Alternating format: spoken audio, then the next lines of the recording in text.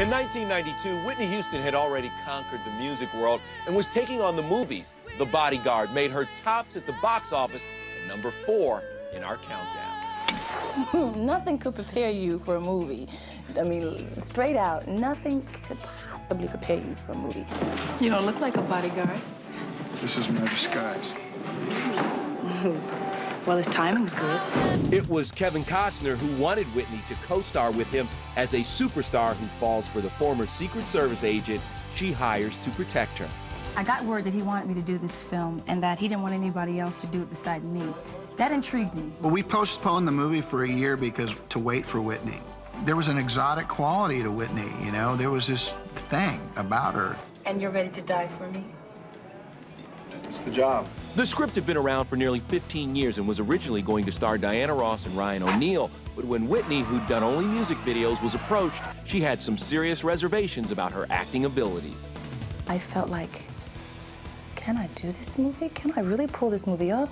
I mean, I'm playing opposite Kevin Costner. I mean, he's, you know, he's well-trained and all that kind of stuff, and he knows what he's doing. He's done a zillion movies. I mean, how am I going to stand up against this thing? This movie business is like drying paint. Just watching paint dry.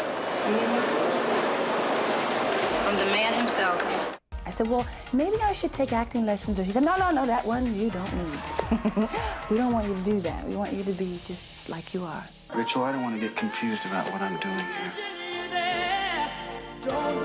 I'm not confused. The role demanded that Whitney not only act and sing, she also shot some steamy love scenes with Costner, most of which were left on the cutting room floor. For Whitney, who had married Bobby Brown just months before the film was released, the lost scenes were no great loss. I would have been fine either way, you know, because the ones that were cut were also tasteful.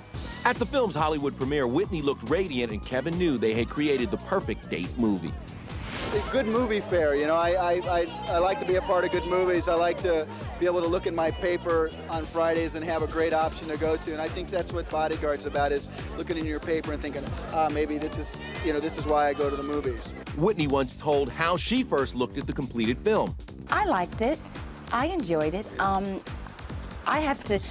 first time I watched it, it was as if I was watching it as a person who went to see a movie.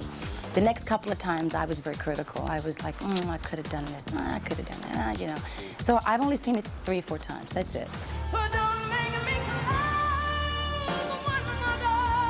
Whitney performed 6 songs in the film, but the one that became her biggest hit ever was the unforgettable I Will Always Love You.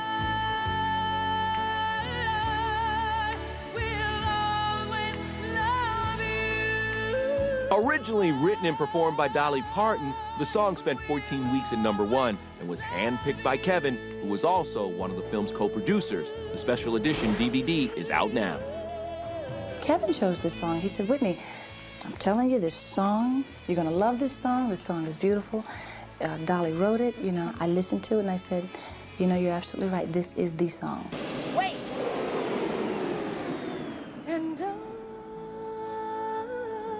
During the filming of this final scene in the movie, in which the camera circles around the kissing couple, the camera operator was flung off the track. The take was used anyway. For Whitney, the experience was also dizzying, but one she was proud to have survived.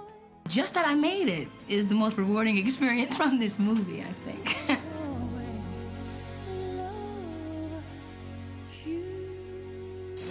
After The Bodyguard, Whitney turned fairy godmother and executive producer of TV's groundbreaking Cinderella, with Brandy becoming a Broadway-styled singing and dancing star. You weren't wishing that one of those pumpkins in the yard would turn into a great big golden carriage and take you to the ball now, were you? Well, she called me and asked me if I would be Cinderella, and that was a big thing for me because I was really excited about the movie and everything. So when she called me, I just was amped because she wanted me to be Cinderella. Whitney told us this movie for television was straight from her heart. And we all just believed in this project, that it was going to be incredible and that it was going to mean something to a whole lot of children, especially children, when you have so much other stuff on television. And Whitney fans take heart. She's re-teamed with Clive Davis, the legendary producer who discovered her. More great music is promised for the future.